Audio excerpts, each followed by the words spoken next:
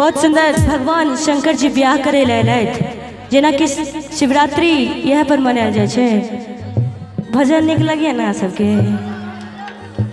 तो मैना रानी कहे छथिन कि हमने बियाहब बूढ़ अरे भंगिया भिखारी दिया कोना रहती हे कोना करहती भूत प्रेतावा के संग में दिया कोना रहती हे कोना करहती भूत प्रेतावा के संग में दिया कोना रहती हे कोना करहती।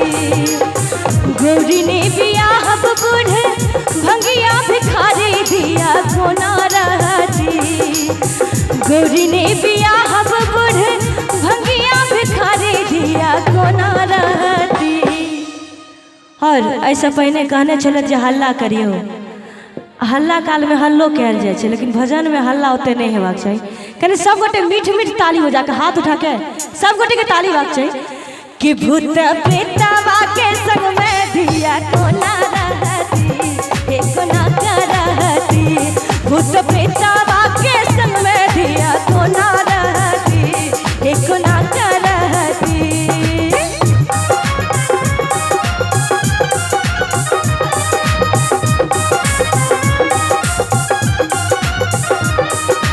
बहुत बढ़िया।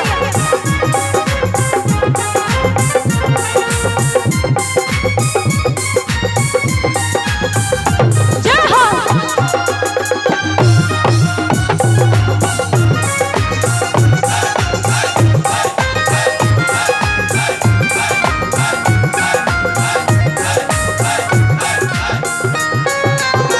सुन छी जे बुढ़वा के घरों ने घरारी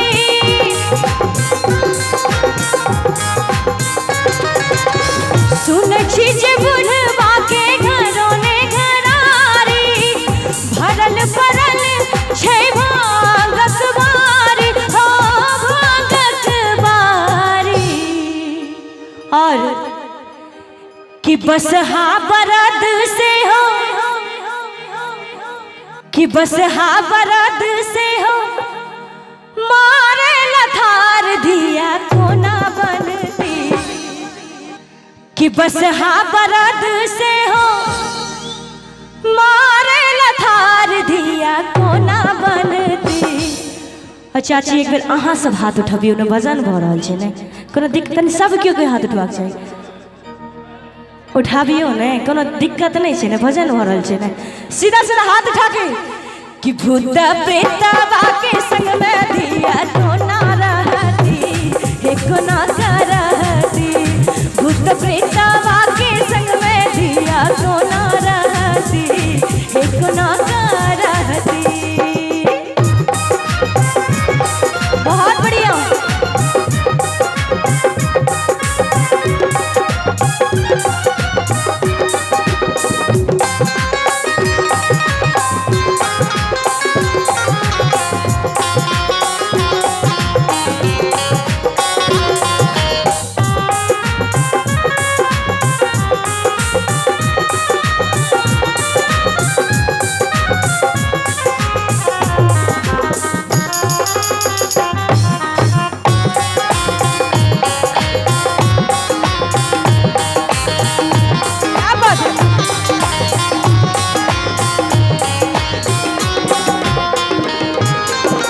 बाघ छल आसन बसन मेघ छलवा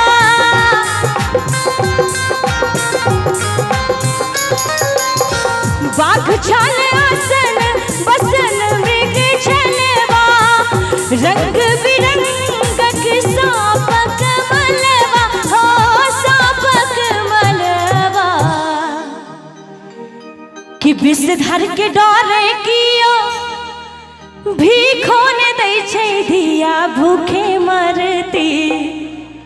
भजन निक लागे ना भैया का सब क्यों के आई भजन सुनब खाली तई काल में नहीं लेकिन निक लागे छै ई त गलत बात छै ना कि विषधर के डरे कियो भीखो ने दै छै दिया भूखे मरती धिया भूखे मरती भूत प्रेतवा के संग में दिया को ना रहती, एक ना करती। भूत प्रेतवा के संग में दिया को ना रहती, एक ना करती। हमने बियाह बूढ़ भंगिया भिखारी दिया को ना रहती। गौरी ने बियाह बूढ़ भंगिया भिखारी दिया को ना रहती, हे को ना करती। भूत प्रेतवा के संग में दिया को ना रहती, हे को ना करती। भूत प्रेतवा